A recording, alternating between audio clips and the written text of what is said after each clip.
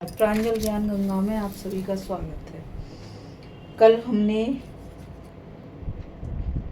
पांडवों के गंधमादन पर्वत को छोड़ने की कथा को पढ़ा था।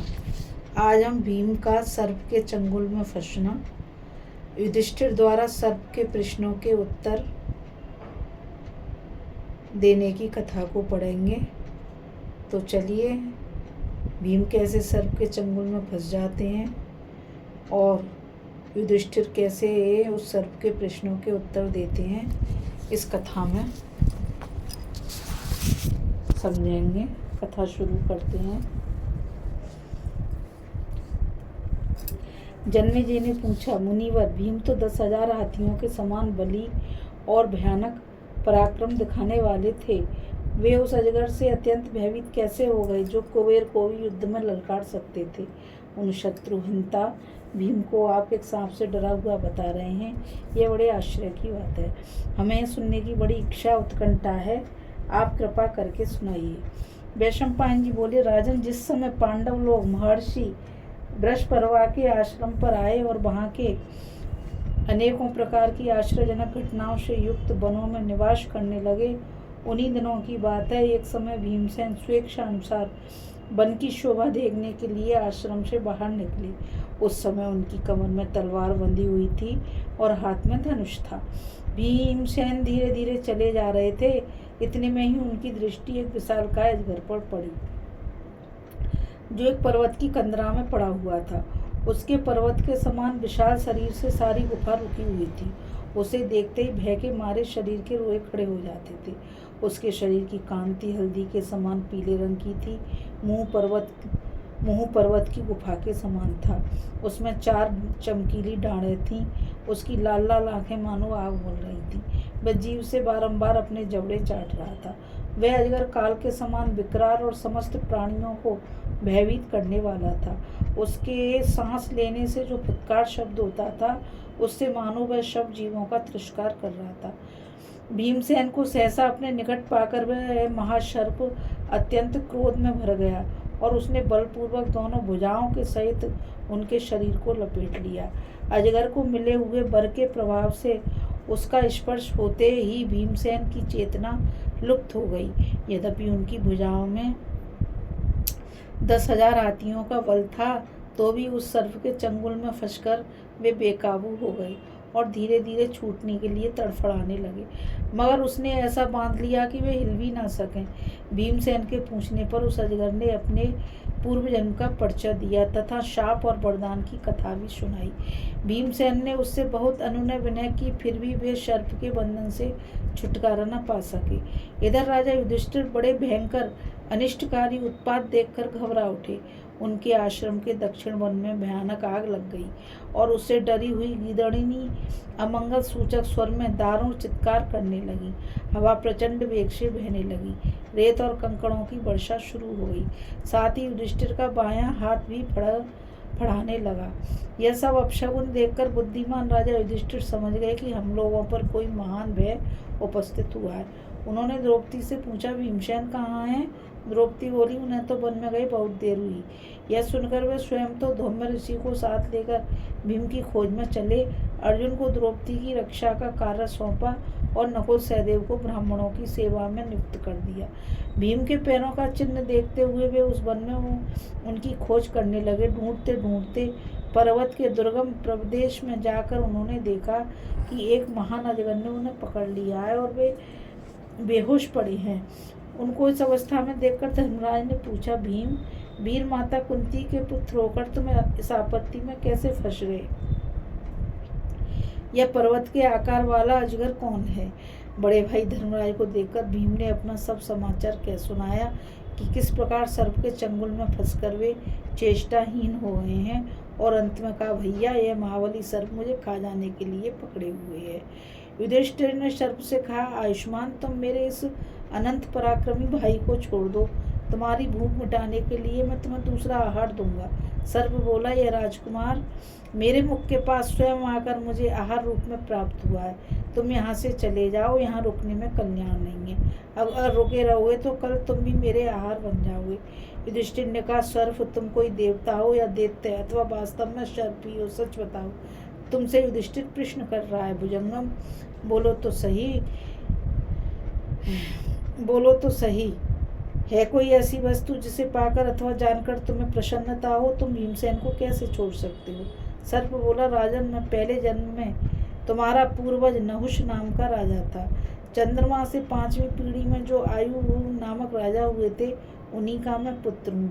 मैंने अनेकों यज्ञ किए, तपस्या की, स्वाध्याय किया तथा अपने मन और इंद्रियों पर विजय प्राप्त की। इन सब सत्कर्मों से तथा अपने पराक्रम से भी मुझे तीनों लोगों का ऐश्वर्य प्राप्त हुआ था। उस ऐश्वर्य को पाकर मेरा अहंकार बढ़ गया।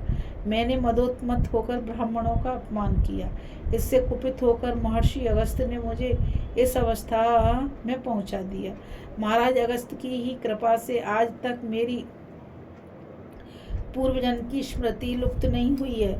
ऋषि के शाप के अनुसार दिन के 6ठे भाग में यह तुम्हारा भाई मुझे भोजन के रूप में प्राप्त हुआ है। इस अतः मैं ना तो इसे छोड़ूंगा और ना इसके बदले दूसरा आहार लूंगा। किंतु एक बात है, यदि तुम मेरे पूछे हुए कुछ प्रश्नों का उत्तर अभी दे दोगे तो उसके बाद तुम्हारे भाई भीमसेन को मैं अवश्य छोड़ दूंगा। युधिष्ठिर ने कहा, सर्प, तुम इच्छा अनुसार प्रश्न करो। यदि मुझसे हो सकेगा तो तुम्हारे प्रसन्नता के लिए अवश्य सब प्रश्नों का उत्तर दूंगा। सर्प ने पूछा, राजा युधिष्ठिर, बताओ ब्राह्मण कौन है और जानने योग्य तत्व क्या है?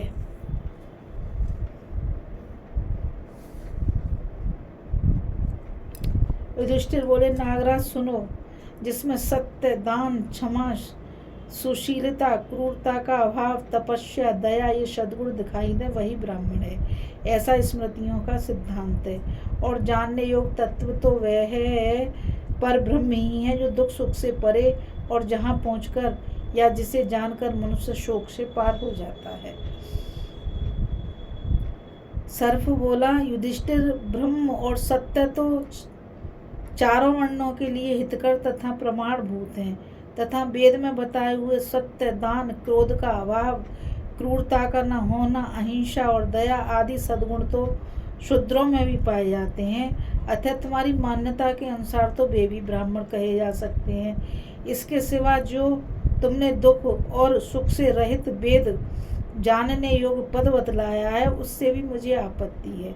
मेरे विचार में तो यह आता है कि सुख और दुख दोनों से रहित कोई दूसरा पद है ही नहीं। युधिष्ठिर ने कहा, यदि शूद्र में सत्य आदि उपर्युक्त लक्षण है और ब्राह्मण नहीं है तो वह शूद्र नहीं है और वह ब्राह्मण नहीं है। हे सर्प, जिसमें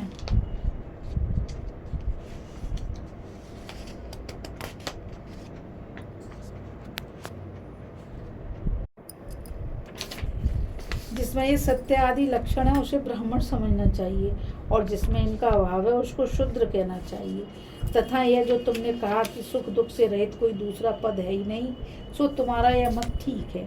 वास्तव में जो अप्राप्त है और कर्मों से ही प्राप्त होने वाला है, ऐसा पद कोई भी क्यों ना हो, सुख दुख से शून्य नहीं है। किंतु जिस प्रकार शीतल जल में गर्मी नहीं रहती तथा गर्म स्वभाव वाले अग्नि में जल की शीतलता नहीं होती, क्योंकि इनमें परस्पर विरोध है, उसी प्रकार जो वेद पद है, जिसे केवल अज्ञान का आवरण दूर करके अपने से अभिन्न समझना है, उसका कभी और कहीं भी वास्तविक सुख दुख से संपर्क नहीं होता। सर्प बोला, राजन, यदि तुम आचार से ही ब्राह्मण की परीक्षा करते हो, तब तो जब तक उसके अनुसार कर्म ना हो तो जाति व्यर्थ ही है। युधिष्ठिर ने कहा, मेरे विचार से तो मनुष्य में जाति की परीक्षा करना बहुत कठिन है, क्योंकि इस समय सभी वर्णों का आपस में सम्मिश्रण हो रहा है। सभी मनुष्य सब जाति की स्त्रियों से संतान उत्पन्न कर रहे हैं। बोलचाल, प्रवृत्ति तथा जन्म और मरण ये सब मनुष्यों में एक से देखे जाते हैं। इस विषय में आषण प्रमाण भी मिलता है।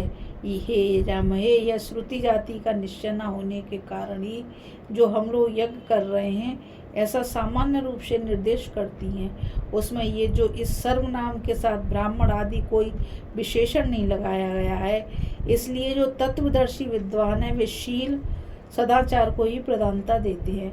जब बालक जन्म लेता है तो नाल छेदन के पहले उसका जात कर्म संस्कार किया जाता है।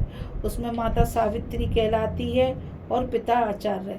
जब तक बालक का संस्कार करके उसे वेद का स्वाध्याय न कराया जाए तब तक वह शूद्र के समान है। जाति विषयक संदेह होने पर स्वयंभू मनु ने यही निर्णय दिया है, यदि वैदिक संस्कार करके वेदाध्ययन करने पर भी शील और सदाचार नहीं आया तो उसमें प्रबल वर्ण संकरता है। ऐसा विचार पूर्वक निश्चय किया गया है जिसमें संस्कार के साथ शील और सदाचार का विकास हो, उसे तो मैंने पहले ही ब्राह्मण बता दिया है। सर्व बोला, युधिष्ठिर तुम जानने योग सभी कुछ जानते हो। तुमने जो मेरे प्रश्नों का उत्तर दिया है उसे मैंने भली भांति सुन लिया। अब मैं तुम्हारे भाई भीमसेन को कैसे खा सकता हूँ।